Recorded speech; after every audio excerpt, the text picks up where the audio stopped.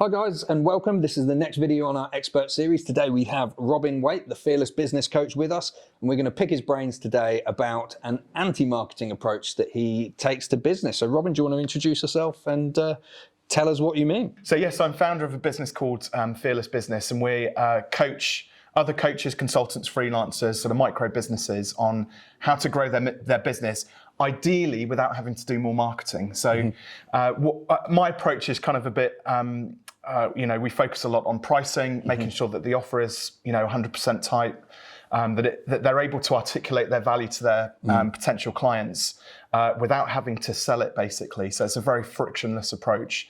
And what we found, I've been doing it now for 6 years. Prior to that, I was actually running a marketing agency myself. So I'm very into my marketing, like an avid enthusiast. But we ran that agency for 12 years doing branding and web design, and obviously sort of in the social media and things like that were starting, in their heyday and starting to grow quite rapidly.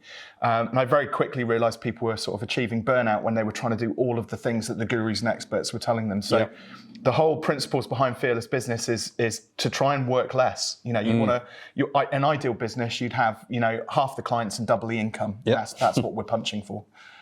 Awesome. That's the goal.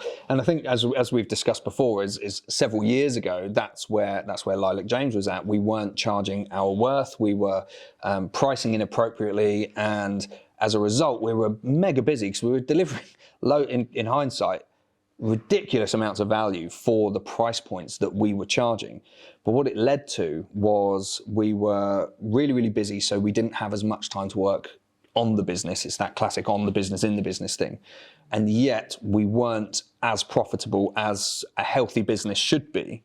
So what would you recommend then for a business that's sort of in that position, in terms of it can't be just as simple as just whacking your prices up, can it? Well, there's a process, obviously, but first of all, you've got to understand the reasons why businesses get into the situation which you got into in the first place. And the reality is, I did a business management degree, and I look at what I actually use on a daily basis in my business, and probably has about 1% of my business degree which I actually use in business. Because theory is great, but in practice it's very, very different. So one of the most common mistakes, if you ask anybody about, what's the fastest route to growth, first thing they'll say, or 9 people out of every 10 will say, I need more clients. If I go out and get more clients, I'll have all of the success which I want. So, okay, cool. They go and get more clients, and they get more and more burnt out because they're having to work harder and harder and harder to service more clients. And then they scratch their head at the end of every month going, well, where's the money? So the clues immediately point towards an issue with money.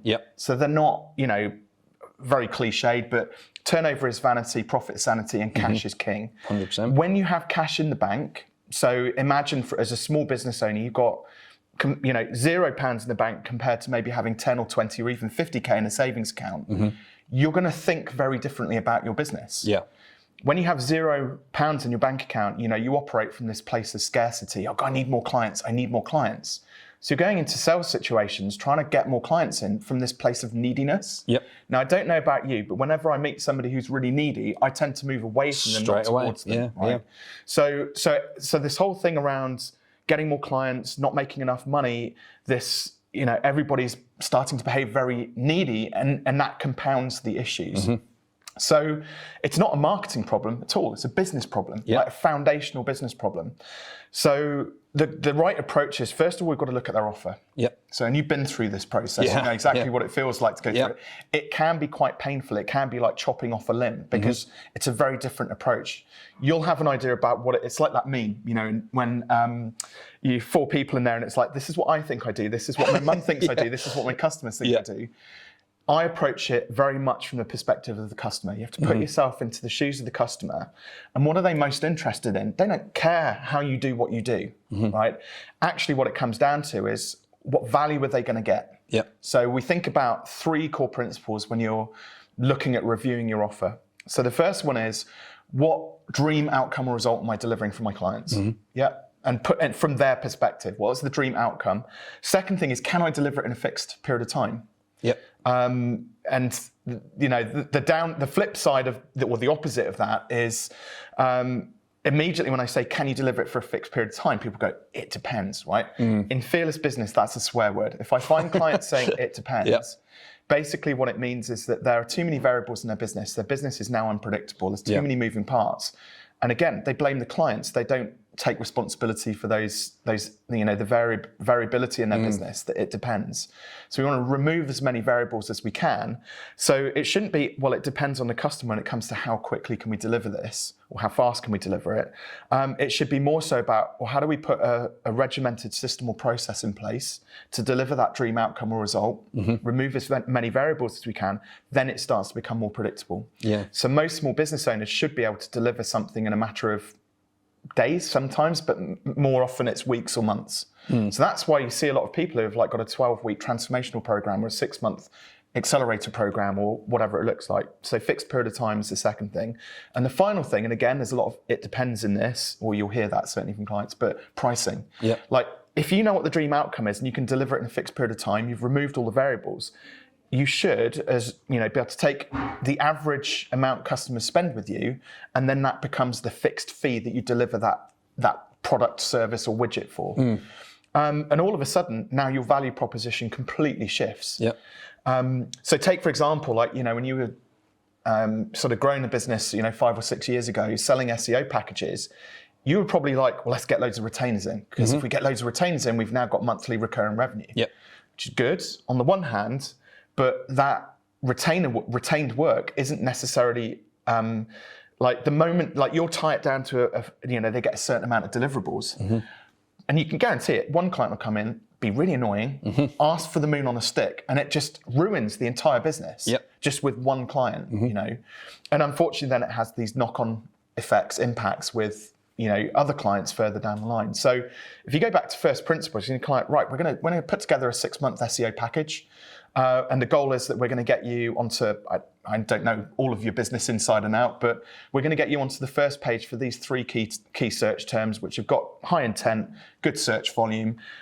If we achieve that for you, so let's say that's a 5K package over 6 months. If we achieve that for you, what ROI are you going to get? So you can have a very different conversation with the client. And they're like, well, if we're on page 1 and we're getting 2,000 unique visitors a month for that, and we get even 5% of those who leave an inquiry, we've got a pretty good conversion rate. There's a good amount of business in there. So that 5K investment over 6 months, say, could actually ultimately produce 100K, 200K, 300K's worth of business. And again, if you find yourself going, oh, well, it depends on the client, what results they get, well, that means you haven't fine-tuned the sorts of clients you're working with. So you start to niche then on your clients, and you'll then start to see patterns, and you'll get repeatable results for them. So people often talk to me about my niche. So I work a lot with coaches, consultants, and freelancers. But the commonality behind all of those is they're all time for money businesses.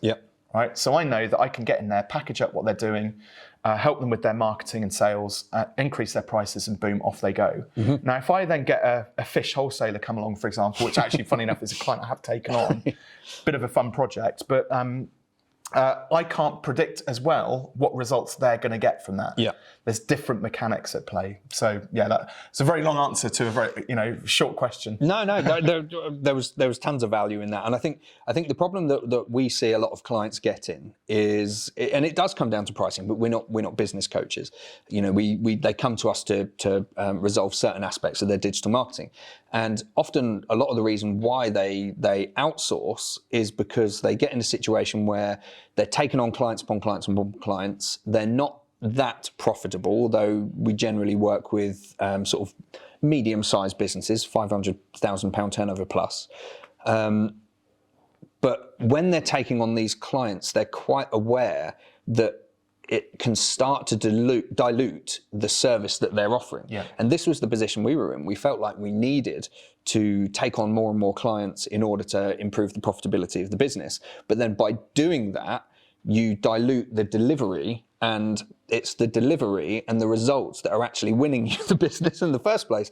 So you end up completely arse about, and people just end up in these real pickles because of it. I call it the sales cycle of doom. So most businesses, 90% of businesses, it's like sell, deliver, sell, deliver, sell, deliver, sell, deliver, sell, deliver.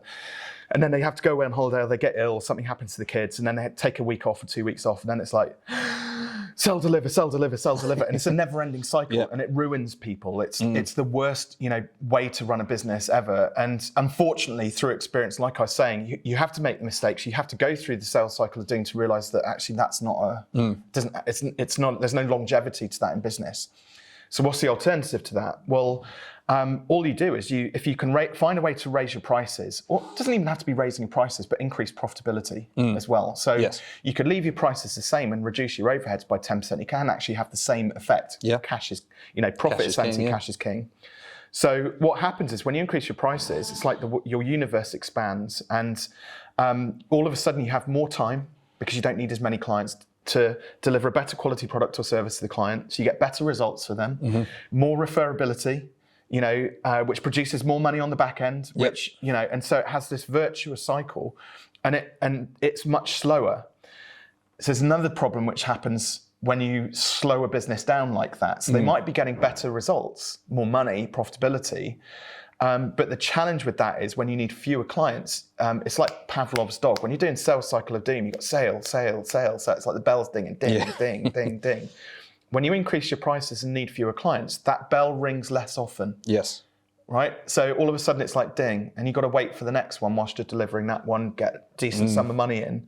So the money can be accumulating, but because, and this is probably going into a bit of mindset and psychology here, because most people have a very negative attachment to money, so poor value system built around money, which they inherited as a child, they kind of ignore the money. Money can be accumulating. Like I've got clients where they've got 300K sat in a bank account, yet they still have the scarcity mindset of need more clients, need to get more business in, need to grow my business. And you've got 300K in there. You could take 18 months off. You'd be absolutely fine. So again, it's like other symptoms that we tend to start seeing in businesses as they start to grow and scale, and you start to just poke holes in bits of it. So I remember when I first started engaging with you through a business accelerator that I was on, and we discussed this problem, and your advice was, and we took it partially, and you said I'd bottle it as well. But you said, well, if you're maxed out, you can just lose your clients that aren't that profitable, but are the, I think you called it the pain in the arse scale. It's a Pittaf right? factor. The Pittaf scale. So if they're like a massive pain in the arse, then 80-20 the business, just strip out 20% of the clients. Now all of a sudden you've got more space, more time, more capacity to then get better quality clients in, who most importantly are willing to give you more money for the privilege of working with you. Yeah. And you can afford to raise your prices, and potentially the customers that don't value what you're doing as much, or maybe they're the clients that you can't necessarily deliver as much for because they're not the right type of client for you, and there's not as good a fit. And you said raise your prices 50%, and we were like, well, we can't do that. We can't just chuck our prices up 50%. And you said, do it. You might lose some, but they won't be, you'll keep the right ones. Yeah. And the money that you then gain from the price rise will more than make up for the ones you lost. And you said, but you won't, you'll bottle it and you'll go for 10%. And we bottled it, but we went for 20. And it worked, and I don't think we lost a single client. We raised our prices by 20%, which meant then we could slow the sales cycle down. It meant then that some of the smaller businesses that were coming in, they were essentially priced out, and we got better with our sales qualification. But there was that sort of like thing where you want to help the little man, don't you? So it was sort of like a thing where we had to find a way of adding value and helping these people without ultimately charging them, because to run a successful business and to hire people on the salaries that they deserve, etc., or with the right skill levels to deliver the outcomes that you want, you need to charge higher levels. Another thing that I was going to pick your brains about. So if you want to raise your prices, you want to be starting to charge more so you can work less and still retain or preferably increase business profitability and cash, etc. What sort of digital infrastructure do you need to enable that? What makes that easier? Because when we talk to clients, we talk to them about touch points, because we know we were speaking to a recruitment company yesterday, and the way that the buying behaviour works is has to be analysed. So you have to think, well, how do people find you now? And it was all about networks and things like that. This is the traditional way. They're not particularly doing any marketing other than they've got a sales team that go out and make cold calls and all of that sort of thing. And we were helping this business understand that actually by having good visibility across the Google platforms, by being in the ads where the SEO can't be delivered, by having retargeting, so when people are visiting their websites, then all of a sudden you're showing up on their Facebook feeds, on when they're looking at the boxing news and you're on there on display advertising, you're reminding them and you're crafting great offers and things to put in front to draw them in, and of course all the reviews and all the other stuff. Yeah. So does your digital infrastructure have to change or improve to attract people at the higher price level? Like, I'm presuming it must. To a certain extent, yeah. I mean, the reality is that most businesses are like undercharging. They're underselling themselves anyway. So you can actually, there's room to be able to put your prices up just by virtue of the fact you're underselling. I'm not a big fan of like doubling your prices and not adding any extra value. Yeah. So I think it's important to say, you know, if you are going to do a drastic sort of price increase, try and find creative ways to add more value. But think about it as like where you can find areas of higher perceived value. Yes. So it didn't cost you much to deliver that extra value, but the client sees it as, wow, I'm getting this, you know, for free on top of everything else.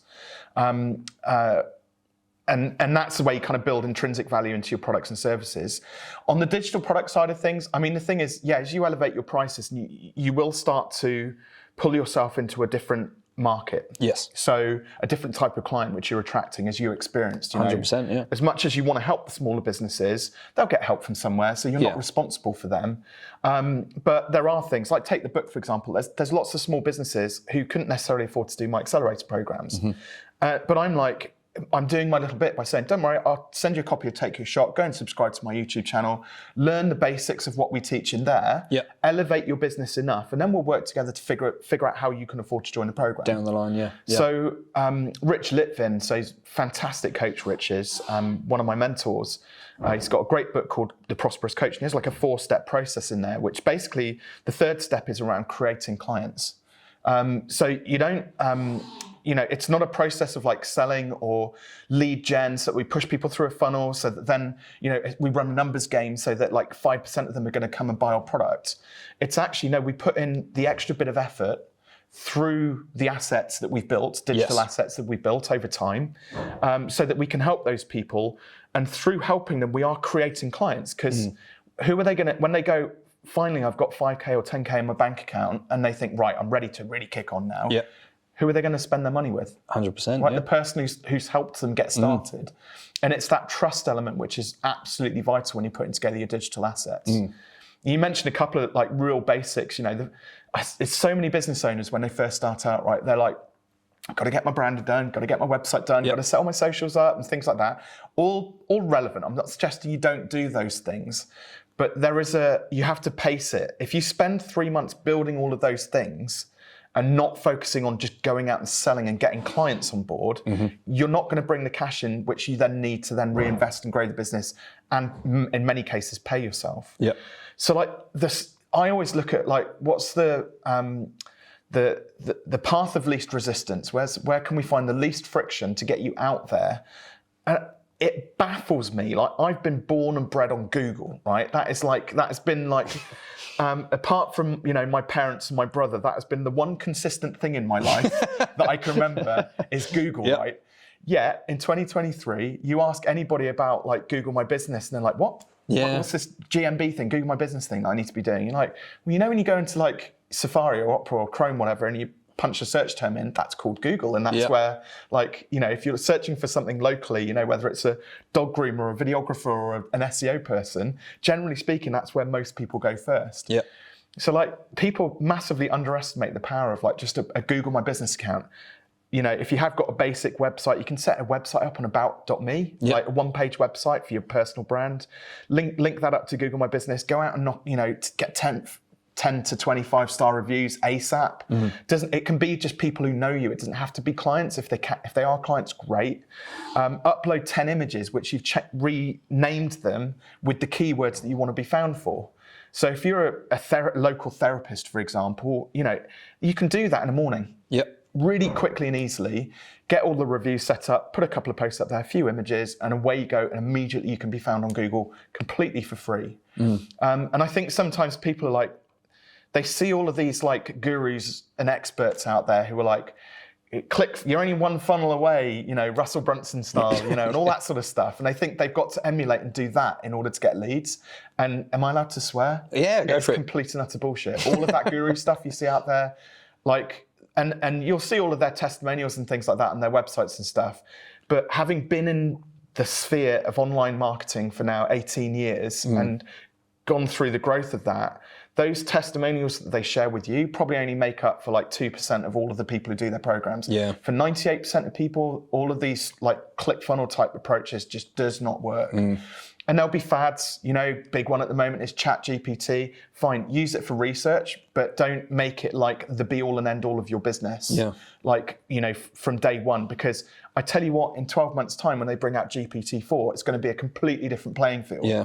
So you need to be thinking 12 months ahead and playing in that game, not the current game, which everybody's talking about. And I've always been a big fan of like doing the opposite of what everybody else is doing. So when I see, like, I'm not knocking ads. There's a time and a place for things like Facebook ads, Google ads. You know, there is a time and a place for funnels. You know, where you've got direct-to-consumer e-commerce businesses, for example, like TikTok ads, killing it at the moment. You know, super cheap compared to Facebook ads and Google ads and things like that.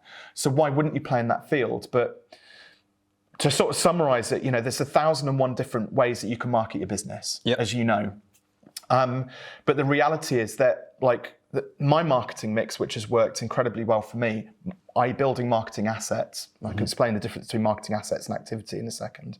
But books, YouTube channel, Google My Business, getting those reviews out there, podcast interviews, just like this, speaking engagements, where I can add more value. So there's a platform, works really well for me. It might not work for you. You've got to go and find the things which work for you. You might have to kiss a few frogs. Yeah, we always talk to clients about this. It is about identifying the things that are going to work with you. And you never know when you launch a new offer. You never really know what's going to identify the first time, identify with your target audience. You never really know what's going to work fantastically on Facebook ads, for example.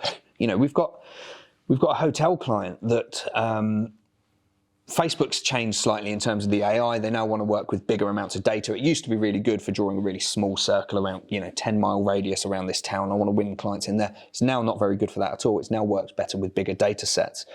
And when Facebook was going through this change, we were testing offers with them, and we now, because of that testing process, we have refined exactly what works best with them. And we know it's overnight stays, we know it's sort of, value stacking, we know it's limited time offers. If they just run something throughout the year, people just don't see it as exclusive as, whereas if it's a Valentine's Day offer and you've got to book it by this certain date, it makes people pay attention, it makes people go with it. But for us, we're always talking to people about that customer journey. What does their life look like? How do you get your brand and your business in front of them at relevant touch points? Because they're always going to be on their devices. They're always going to be on Facebook. 45 million Facebook users. Everybody is using Google, so that's a good point to intervene. But going back to the recruitment company, we know they've got two sides to the business. They've got the client side, where they're looking for businesses who want to get employees, and then they've got the candidate side, which is employees who are looking for them to be put in touch with jobs. And the search data is similar. They're punching in the same keywords into Google. So actually the challenge there is going to be how you separate that, and you don't just, because they want the clients, they're finding it much easier to get the candidates. So the challenge is then how you separate it out, and they won't know that they can get good ROI off the back of that until they test it, until they give it a go. But also don't forget, if their offer's shit, then they're not going to get an ROI anyway. So as much as they can pump in, you can pump into ads. Again, if it comes back to, if the business first principles of business to make profit and collect cash and not taken care of first, doesn't matter how much marketing you do. And this is the thing that people just don't understand. They're like, right, website, brand set up, Google My Business, and this and that and the other. Right, get out there and start marketing, collect clients. And then like, fuck, the business is broken. And they find it really frustrating. I mean, to be fair, if it was simple, I would be out of a job. You would be out of a job. People would be able to figure this all out for themselves. You have to put marketing in the same mix as the other levers in business. So, because marketing is just one lever that you pull, client attraction, and pulling them through into okay, I mentioned about funnels. I'm not, but top of funnel is it's a thing. So pull them into the top of the funnel so we can then start a conversation with them to start the trust exercise. But the other levers are, how many of those people are we converting as they trickle down through that funnel?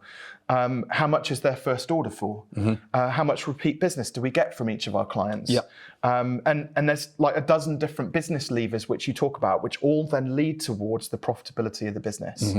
I worked with an accounting practice where they're very competitive, £2 million business. They worked in the franchise sector and they were massively undercharging themselves. And they came to me for marketing advice. And I said, it's not a marketing problem, you're not charging enough. So £2 million business throwing out only 100K's worth of net profit, right? Which was then split between 6 directors. And I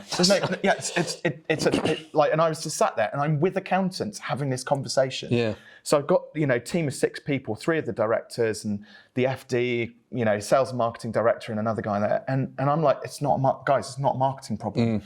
So I said, listen, if you've got 2,500 customers, if we put the prices up by 20%, so I didn't push them too hard, 20%, 0 attrition, we've just quadrupled your profit. Your profit margin, because it all falls in on the bottom line, doesn't it? So behind my back, they went ahead and just did a 10% one, so they weren't fearless, which was a bit annoying. But literally 0 attrition, and that money fell down. So they went from 100K to 300K net profit. Then they started paying attention and listening to me. And we started to look at other areas of business. So the second area which they hadn't dealt with was actually like how do they then upsell? So they'd focused on the core competency of an accounting practice, doing the compliance work. Great, well, that's what accounting practices do. But they had this product set which they told me about, and I was like, wow, that would be mega. Like it was worth probably 250K per client, and they had a client base of 2,500. So we're not doing all two. And I was like, if you could just get 1% of them to say yes to this, and they're like, yeah, but we just don't know how. It's like, well, now we've got an extra 200K in the bank, would you be willing to just take a bit of a risk? Like, let's be fearless now and actually put that money to good use. So we launched a 2-day conference, which they put out to all their clients. They got 500 out of the 2,500 clients there. They did a gala dinner in the evening, and then during the gala dinner, launched these new products and got 10 sign-ups straight away. Wow. So now we're into the territory of doubling the revenue just on 10 extra sign-ups from repeat business, not from new clients. So this is why, like, marketing, like I said, it's important. Like, don't get me, I'm going to emphasize that. You have to market your business. You've got to put your name out there, but don't just make it all about marketing. There's like a dozen other levers that you need to pull in your business. No, I love it. And it rings so true for a lot of the clients that we've worked with over the years. But in terms of like, so you've, let's say in a theoretical example, with this accountancy firm, they fix these levers, then they want to bring people in at the higher price point. There must be at that point like a scalability issue in terms of, yes, they need to bring in fewer clients because they're now charging 20% more. So let's say they need to, I don't know what the maths breaks down, but let's say they need to bring in 20% fewer clients. Is there then a sale, do you then lead into sales conversion issues? Because this is something that we end up stepping across into quite frequently. Why make it a problem? Why does everybody have to like strive for growth and we've got to scale it and all this sort of stuff? Right. In some cases, so again, a new client I've taken on, they're doing 1.1 million, but because they're in the hospitality space, their business has taken a massive hit because of COVID. So their mindset changed to scarcity mindset, taking like order taking, right, and trying to get more clients as being the solution. Losing 100K a year, net losses, and it's like, that's not your problem. We could actually reduce the business down to half that, say 600 or 700K to start off with, and turn that profit and that loss into a profit. So let's see if we can do 700K but make 100,000 in profit. So shrink the business, but now we're profitable. We've got money to reinvest. They'd taken on some debt as well, so they had to service that too. So we had to turn it around fast. And all we focused on was margins. It's just maths, So, whereas they came to me again, need more clients, need more clients, need more clients. That's not always the solution. Sometimes you scale it back to turn the business around and make it profitable before you then take the next step. And actually with this accounting business, they were crushing it in their space, but actually the directors, it was like an investment play. So if you're interested in making more money, well, don't just get more clients, sell a fucking business. Yeah. Right? So they sold it, now they've gone and started on another project. Now it's not, that scaling issue is no longer their problem. Yeah. Okay, so building a business to sell is actually a much better approach. Whether you choose to sell it or not, it's neither here nor there. You can only sell a business if it's profitable. Yes, 100%. Yeah. Right. So, Rob, one thing that we always see time and time again, people come to us and they say, can you put us together a marketing campaign? Business has dried up, it's slowed down a bit, and we say, okay, why do you think it's slowed down? And generally, things like the economy are blamed, or some sort of market situation. And we always ask them, what marketing have you been doing over the last 12 months? And invariably with these sorts of clients, they'll come back and say none. And we say, well, where'd you get your business from? And they say, well, it's all referral and recommendations.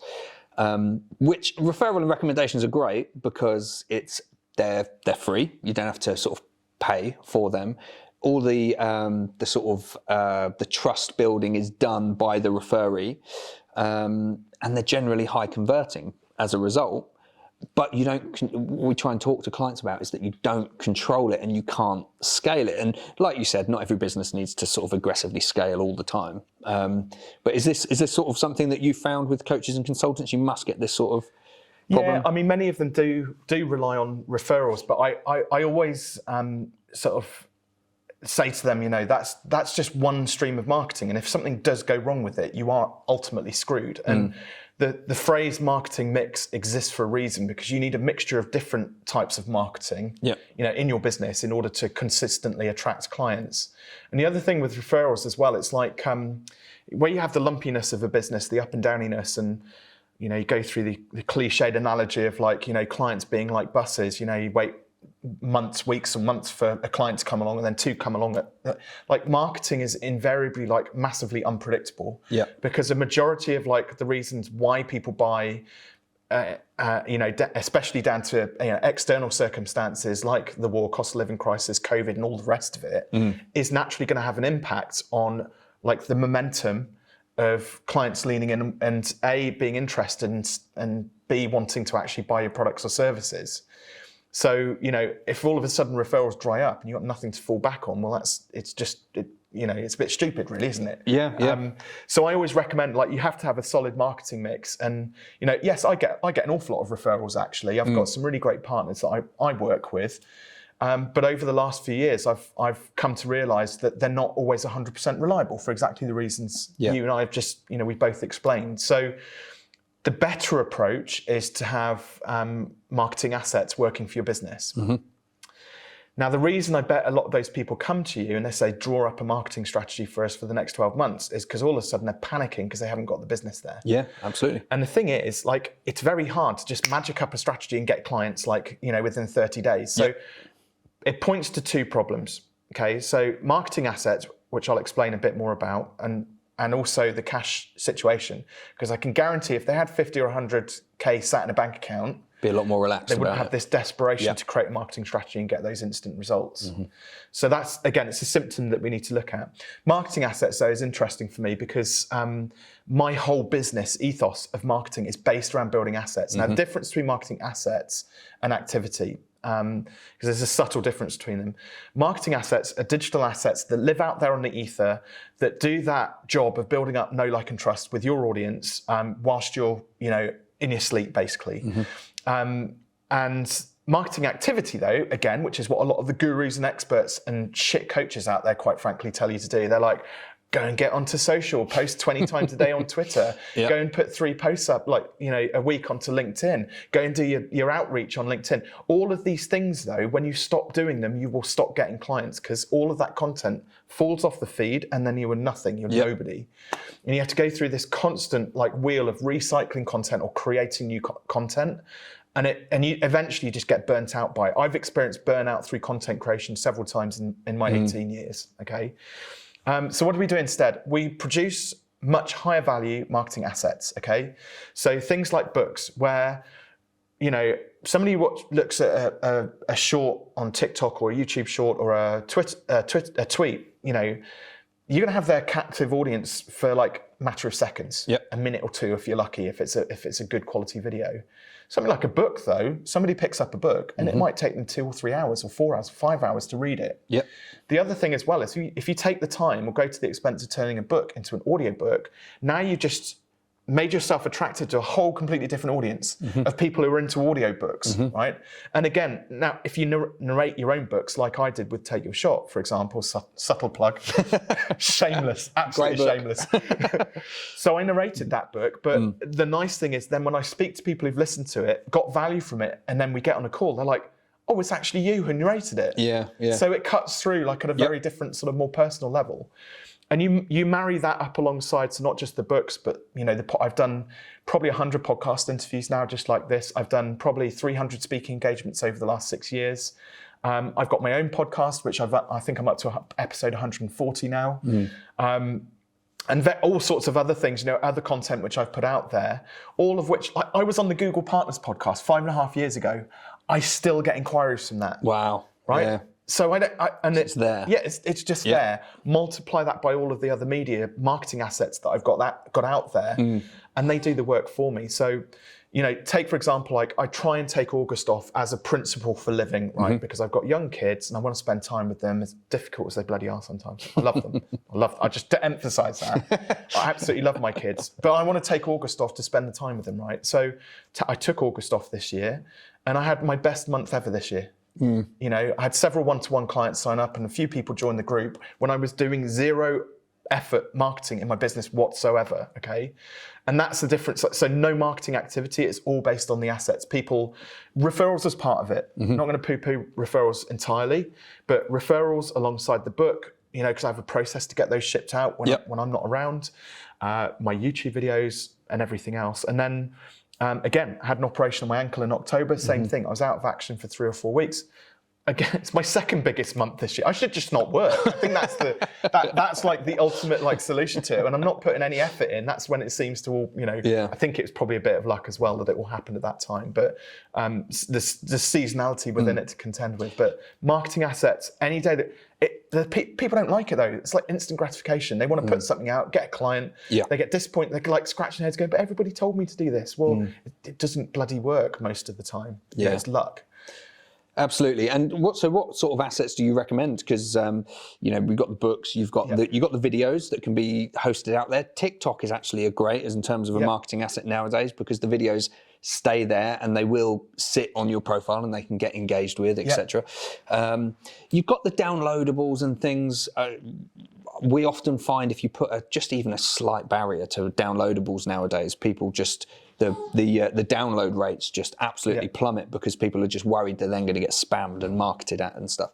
So a lot of the time we take those away with clients and we just say just let them download, let them consume PDFs the and data. things like that. Look, at the end of the day, yes, there's an effort to create a PDF, make it look nice and things like that, put it online, but ultimately it's something you can just give away for free. So genuinely give it away for free. If there's enough value in there, people will get back in touch with you. Facebook groups, even communities, fantastic marketing asset, and yes, it takes time to add people into there, but you and I both know, there's a dog trainer who specializes in beagles, now known as the Beagle Lady. She doubled down on her Facebook group and within 4 months had it at something like 5,000 members in there. Yeah, it's about 20 now. She will never have to work to get a new client ever again, right? Because she's now got this captive audience. Yeah. So communities are a fact, and I'm slowly sort of chunking away and growing my Facebook community, for example, and then put videos into their own content, and then I get engagement back. Run digital events, even a brochure. But not just like a little, flimsy little thing like 4 pages. Actually, put 20, 24 pages of content in there, walk people through your process, get some professional headshots made up. So you put yourself at the front and center of that business. Yeah. Display your packages, your products in those brochures. Don't necessarily give them the prices though, probably something for another day.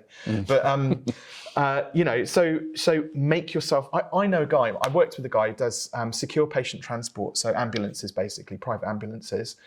And we got some, he was like really skeptical about a brochure. I was like, come on, we'll do an industry standard report. We'll get a brochure knocked out, and he put together this 4-page thing. I was like, right, I need to tell you about what actually a brochure is. So he went to town on it. We got to 24 pages in this brochure, and it wasn't just padding, it was like valuable information. And got 50 copies of each printed out. We got some nice envelopes made up. I got him to go and empty out Tesco's with all of their Lego ambulances. So we had a lumpy mail campaign, ship them out, right? One order from they're called CCGs, which is something to do with like the community council, basically. Yep. The local area. Got one order from a CCG, 250k. Right, it's a brochure. Paid for itself. What's used as a brochure in a digital age? Yep. Well, because so few people send stuff out in the mail these days, apart from Papa's Pizzas or whatever it is, you know, Domino's and all that kind of shit, right? Well, even they're still doing it. They're a big, like, international franchise, so they still value print material. But so there's so few nice things which arrive in the post these days that actually, when you do get something of value on that's relevant, you know, that you can sit down and read and engage with and make a little Lego model and stuff like that, people pay attention to it. And this was exactly the conversation we were having with a wedding venue client that we've got, and they were running campaigns and not really getting many inquiries through Facebook advertising. They came to us, and we said, well, you know, this is a really considered decision that generally the bride will really geek out about for months. So we ran 2 separate campaigns. One was a digital, one was a hard mail campaign. So both lead generation campaigns on Facebook. The digital campaign was achieving downloads, but you download something on your phone, it's invariably on the phone for this sort of thing. And we knew from the traffic data that it was the phone. They download it on the phone. I wouldn't know how to retrieve a PDF on my phone, like searching for it, what files it in. It's not going to be looked at again. So it's a little bit more expensive to have this nice brochure with, you know, a nice bow around it, and, you know, make it smell good and just feel good, but it's going to hang around the house. And then the mother-in-laws are going to come round, and she's going to pick it up, and she's going to have a little look through, and then it just people are going to spend more time with it. So, and from that, we managed to get loads more inquiries, loads more people actually coming and booking the next stage of the process, which was to come and actually see the venue. So yeah, hard mail, and then backing it up. So what we do a lot of the time is we'll do some ad campaigns. We'll get the leads, and then we'll send hard mail to back it out, and then the sales team generally follow up. And these touch points, but yeah, massively important.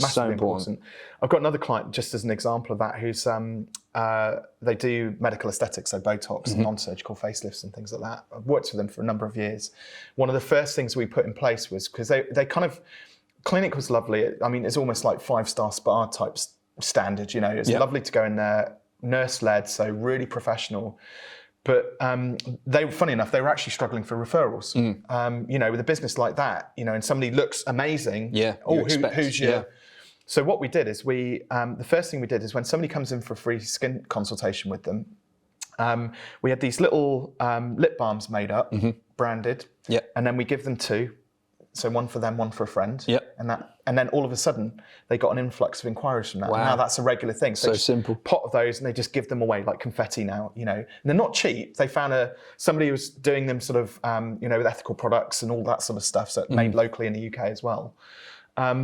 We then expanded on that, and because they get tons of samples sent to them, right? So like, well, surely you can, like, literally have a bucket full of this, like all the samples they get. It's like, do something with this stuff.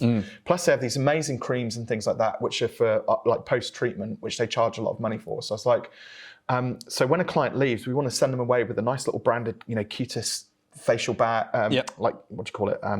Vanity bag. We'll put in some free samples. Whatever they've bought for their aftercare, we'll put that in there. Stuff this thing full of as many different things as we could do. So high perceived value, but relatively speaking, low cost in comparison to the treatments. And again, like, people would get the bag, and they got clients because somebody would give it to their mother-in-law as a Christmas present, right? And they get clients from that. It's nuts. People love just little gifts, things they can touch, like make it tangible. Do you know when most businesses don't do stuff like this? Because they are lazy. It's as simple as that.